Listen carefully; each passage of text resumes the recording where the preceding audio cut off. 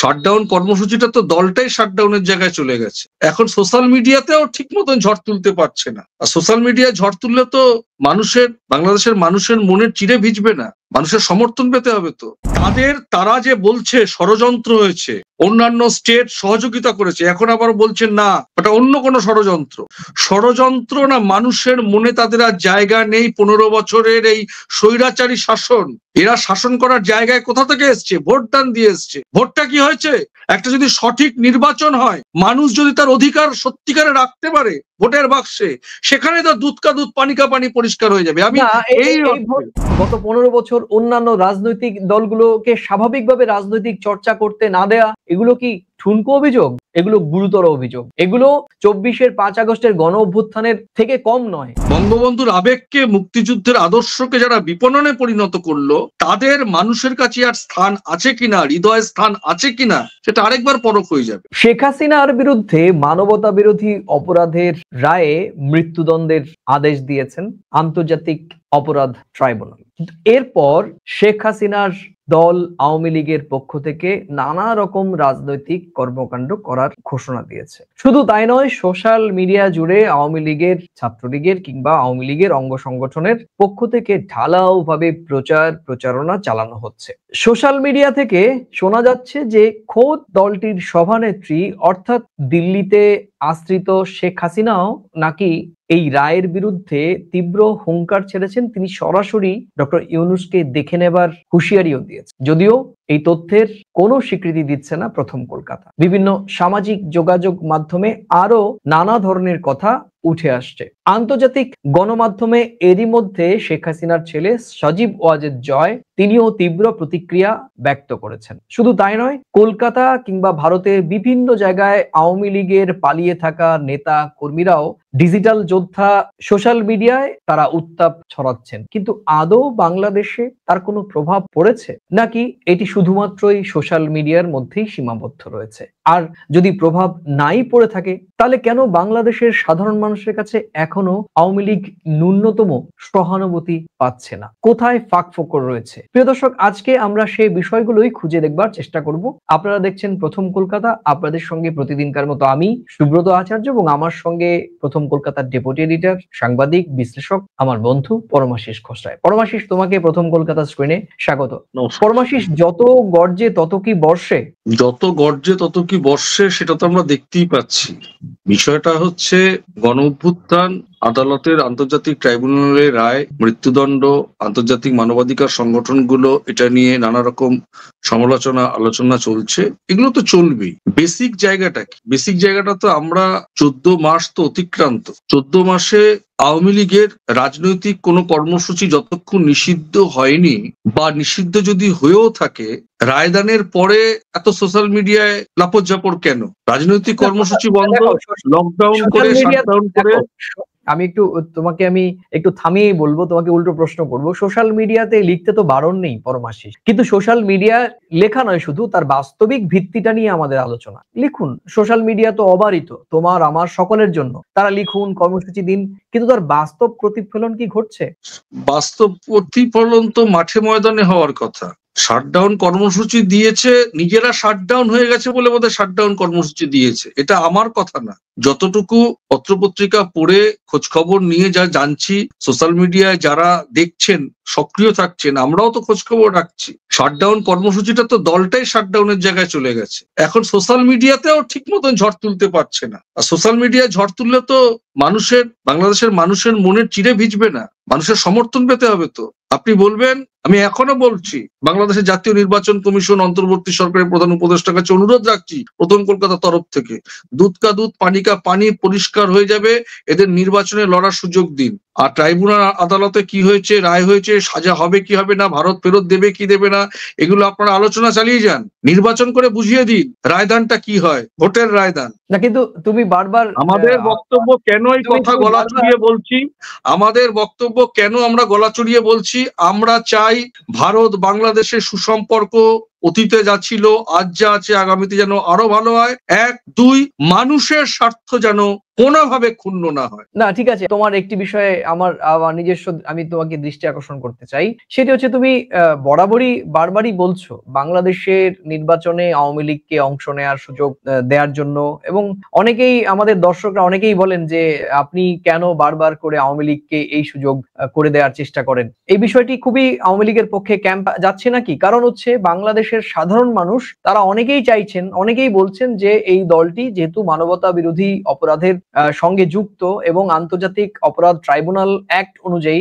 ইতিমধ্যেই মৃত্যুদণ্ডের, যদিও এই বিষয়টি নিয়ে আন্তর্জাতিক মহলের আলোচনা সমালোচনা রয়েছে, তবুও একটি আদালতের রায়ের পর তার রাজনৈতিকভাবে এবং বাংলাদেশের যে এই মুহূর্তে নির্বাচনী আইন, তাতেই কিন্তু এই দলটির নির্বাচনে বা শেখ হাসিনা নির্বাচনে দাঁড়ানোর যে বিষয়টি সেটি কিন্তু রুদ্ধ বলে অনেকেই মনে করেন। কিন্তু তারপরেও তুমি বারবার এই দাবিটি কেন করছো যে আওয়ামী লীগকে? আমি এই দাবিটা করছি, আমি একদম পরিষ্কার করে দিতে চাই, এটা তাদের ইন্টারনাল ব্যাপার।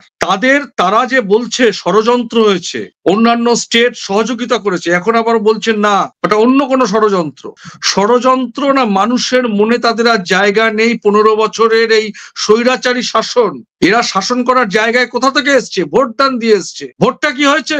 একটা যদি সঠিক নির্বাচন হয়, মানুষ যদি তার অধিকার সত্যিকারে রাখতে পারে ভোটের বাক্সে, সেখানে তো দুধ কা দুধ পানি কা পানি পরিষ্কার হয়ে যাবে। আমি এই আইনানুগ ভাবে তারা যে অন্যায় করেছে, সেখানে যদি কোথাও বলা থাকে যে এই অন্যায় যারা করবে তারা কোনোভাবে নির্বাচনে দাঁড়াতে পারবে না, আইনানুগ ভাবে যদি থাকে, সেখানে আমার কিছু বলার নেই। যারা বলছেন যে আমরা অপশাসন করিনি, আমরা দুর্নীতি করিনি, আমরা সংস্কার করেছি, আমরা অপশাসন করিনি, আমরা ভোট লুট করিনি, তাহলে গণঅভ্যুত্থান কেন হলো? তারা বলছেন ষড়যন্ত্র হয়েছে। তা ষড়যন্ত্র হয়েছে, আমি বাংলাদেশের সাধারণ মানুষের কাছে যারা বলছেন আমি আওয়ামী লীগকে ভোটে দাঁড় করানোর জন্য, আমি এই আসপেক্টে বলছি, জিনিসটা পরিষ্কার বুঝুন। ষড়যন্ত্র হয়েছে না মানুষ আপনাদেরকে আর চায় না, সেটা প্রমাণ হয়ে যেত। না, কেন বলছি তোমাকে, তুমি নির্বাচনের বিষয়টি গণতান্ত্রিক জায়গায় নির্বাচনে আওয়ামী লীগ অংশ নিক বা বাংলাদেশের মানুষ চাক, সেটি একেবারেই অভ্যন্তর বাংলাদেশের মানুষের চাওয়া। সে আমাদের আমাদের কোনো সাংঘর্ষিক কোনো আমাদের স্ট্যান্ড নেই। শুধু না, আমি ব্যক্তিগত একজন মানুষ হিসেবে বলছি, মত প্রকাশের স্বাধীনতার ক্ষেত্রে বলছি যে বাংলাদেশে 2024-এর 5 আগস্ট যে ঘটনা ঘটেছে সেটি তো জনরায়, সেগুলো আওয়ামী লীগের পক্ষ থেকে গভীর কনস্পিরেসি বলা হচ্ছে। কিন্তু তুমি ঠিক আছে ধরে নিলাম আওয়ামী লীগের তর্কের খাতিরে এই তথ্য ঠিক, তাহলে 2024-এর 5 আগস্টের পর 9 করে প্রায় 2 বছর হতে চললো পরমাশিস। আওয়ামী লীগের দেশ থেকে পালিয়ে আসা নেতা নেত্রী তারা এখনো বাংলাদেশে ফিরে বাংলাদেশের সাধারণ মানুষ বা অন্যান্য রাজনৈতিক দলের নেতা নেত্রীদের সামনে চোখে চোখ রেখে কেন কথা বলতে পারছেন না পরমাশিস? তাদের দুর্বলতা কোথায়? তাদের ভয় কোথায়? সোশ্যাল মিডিয়া জুড়ে যে মেলাইন তারা করছেন, তাদের সমালোচনা যারা করছে তাদেরকে মেলাইন করছে, বাংলাদেশের অন্যান্য অপোজিশন পার্টিদেরকে মেলাইন করছে, কিন্তু এই আওয়ামী লীগই তো বিএনপি কে ছাড়া নির্বাচন করে সরকার গঠেছিল এবং সেই সরকার দেশ বিদেশের সরকার বৈধতা দিয়েছিল। তাহলে আওয়ামী লীগকে ছাড়া নির্বাচন করলে, আমি কিন্তু বলছি না, আবার বলছি আমি সুবিধাবাদী নই, আমি বলছি না যে আওয়ামী লীগকে ছাড়াই নির্বাচন হোক সেই পক্ষে, আমি বলছি যে নির্বাচন আওয়ামী লীগদেরকে নিয়ে হবে কিংবা আওয়ামী লীগকে বাদ দিয়ে হবে, সেটি অবশ্যই বাংলাদেশের সাধারণ জনগণ সিদ্ধান্ত নেবেন। কারণ এই বাংলাদেশের 20 কোটি মানুষই ভুক্তভোগী, তারা সাফারার, তারা সিদ্ধান্ত নেবেন তারা কার সঙ্গে ঘর করবেন, কার সঙ্গে ঘর করবেন না।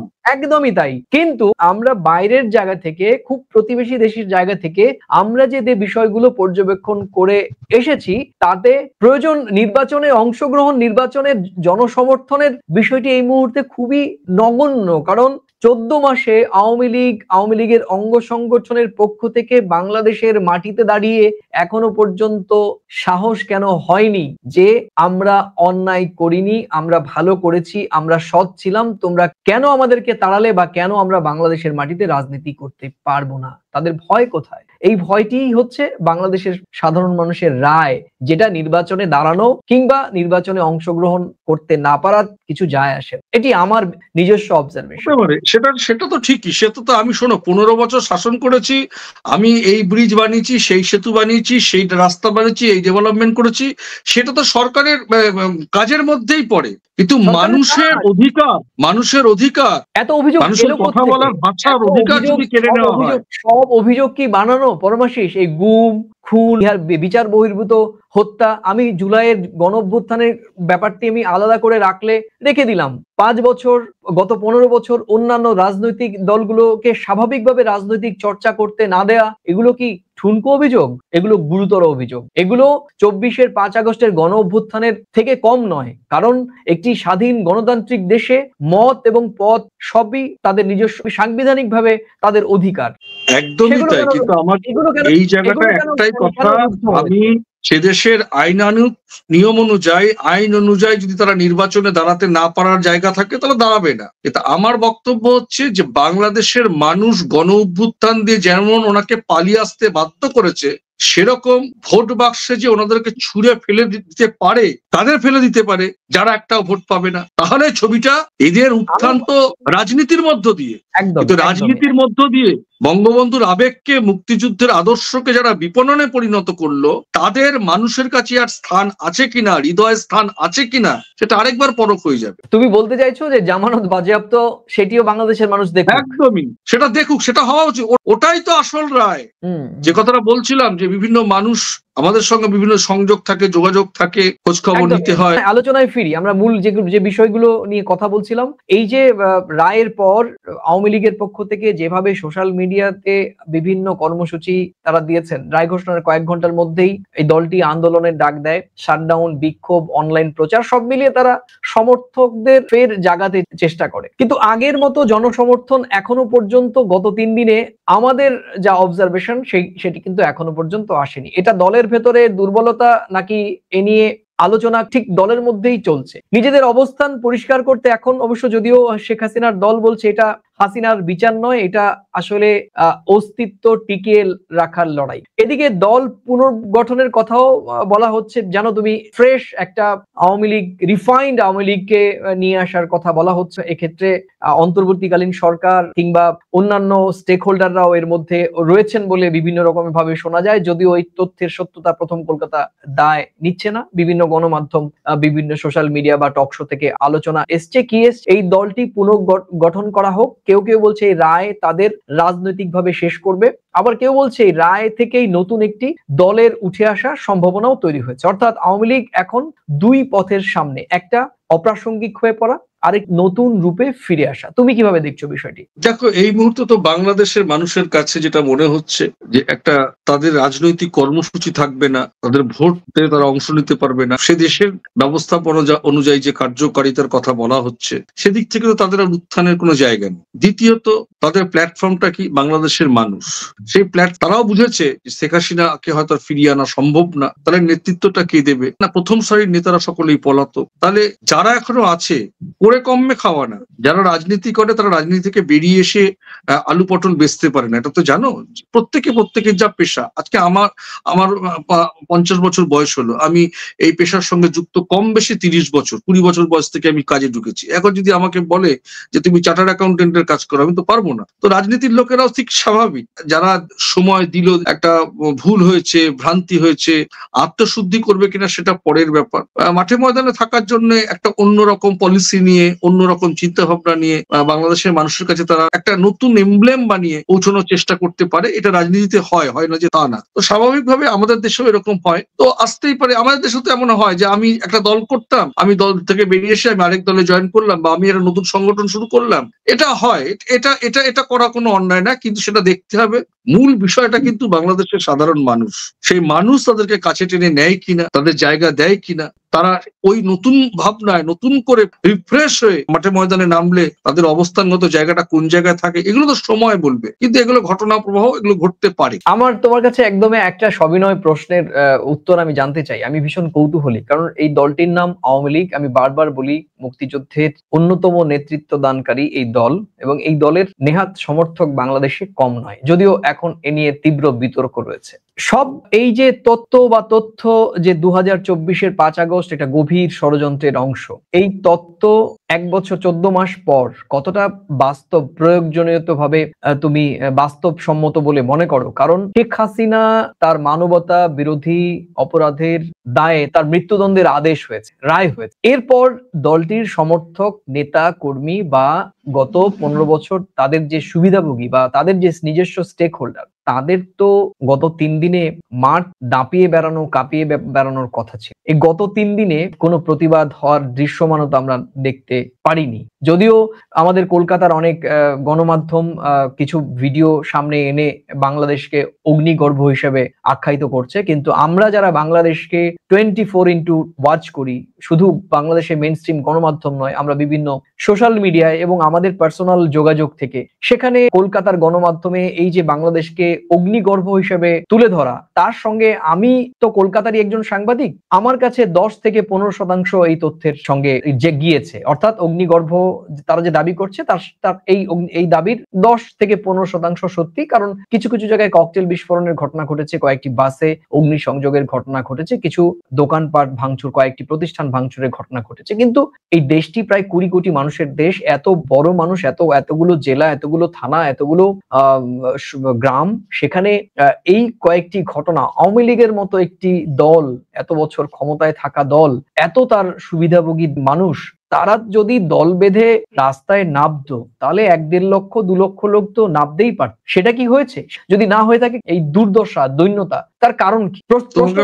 এই কারণটা আমি বলছি কেন সেটা হয়নি, আর যদি সেটা না হয়ে থাকে তার কারণ কি? আমি তোমায় বলছি, আমাদের কলকাতার সংবাদ মাধ্যমের সংবাদ পরিবেশনের একটা ভাষা আছে। নির্বাচনের দিন নির্বাচন সকাল 7টায় শুরু হলে বিকেল 5টায় বা সন্ধ্যে 6টায় শেষ হয়, বা সংবাদ যারা পাঠ করেন তারা এরকম ভাবে বলে, আজ সকাল 7টা থেকে খবর শুরু হলেও বিক্ষিপ্ত কিছু ঘটনার মধ্য দিয়ে সর্বশেষ পরিস্থিতি হতে 74% ভোট পড়ার পর মোটামুটি ভোট কিন্তু শান্তিপূর্ণ, এমনটাই জানিয়েছে নির্বাচন কমিশন। আমি কি বোঝাতে পারলাম? উত্তরটা পেলে?